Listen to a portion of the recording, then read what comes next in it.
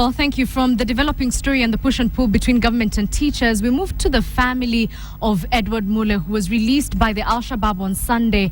And the family is holding their breath, really, waiting to see him. Mule, who was abducted in January 2011, together with Fredrick Wainaina from a Garissa police station, was released on Sunday after what government said were successful negotiations. Mule's wife, Mona Jesse, said that it has been a difficult wait for her husband, fearing daily that the Alshabaab may just kill him. Jesse said she received the news while in Mombasa, adding that the trip back to Nairobi was, quote, the longest journey of her life. Mule's father said he also could not wait to see his son, thanking the government for successfully securing the release. The last time families of both Mule and Wainaina saw their kin was through a video sent to them by the ragtag militia. Government has said efforts to secure the release of other Kenyan prisoners held by the Alshabaab are currently underway. Well, we are now joined by way of telephone by Sophia Wanuna, who is the resident of Mule's family. That's in Buruburu. Sophia, good afternoon. Good afternoon, Edith. Well, it must be a joyous time for that family. They've been waiting for 2.5 years. They've now been waiting since Sunday. I can't imagine what they must be feeling right now. Yes, very excited. They're waiting anxiously to see their loved ones. Just a quick clarification.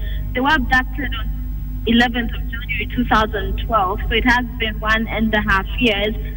And what they tell us is that they've been talking to Mule on phone since he returned. The first time they made contact was when making their way from Somalia to the border. And he is now being debriefed by the government. They're yet to get a clear indication of when exactly they will be seeing him. But the government every evening is calling them and telling them all is okay. They're also allowing him to speak to his family, but so far they have not seen him. They say they cannot wait to see him. It has been, of course, as you mentioned earlier, a trying time for the family, and now they are overjoyed and glad to be seeing their loved ones. They kept hope alive for that 1.5 year period. And maybe just Edith, to quickly add, maybe one thing that most Kenyans have not understood is how exactly they got to secure the release of these two Kenyans. And what the father has explained to us was really the process that involved clan elders from Wajir and clan elders from Somalia. The clan elders from Wajir would negotiate with those in Somalia, and then Somalia then engage in talks with the Alshabaab, who were the captors of the two Kenyans. Of course, it made several demands, most of which could not be met because the Kenyan government had said it would not negotiate with terrorists.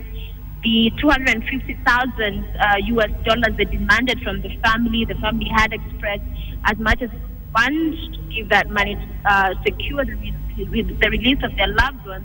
They did not have the money. So it has been a long process of engagement, back and forth. The family has been at the center, very much involved, and they are glad that they have seen their loved ones. Sophia, you're saying it's been a long wait. I mean, you and I both can't imagine because we haven't been in that situation. But the wife has said that the journey from Mombasa to here was the longest she has ever been through. But did she lose hope at any one point, thinking that maybe her husband had passed away? The family, the wife, the parents, the siblings said they did not lose hope. And one of the things, maybe just to quote what the father said, is that when they were abducted, in that incident, 6 Kenyans were killed. And the fact that their son was not killed, they believed there was a reason. And so that kept them going. And also that there were these negotiations that were ongoing, and that they twice were able to speak with him while he was held captive. And so they knew he was alive. That was a confirmation that he was well. And so they kept hope alive, and they're glad this day has come and they will get to see him soon. All right, thank you very much, Sophia Wanuna. She is coming to us by way of telephone from Buruburu, and that's just where the family of Edward Mule are waiting to see their kin.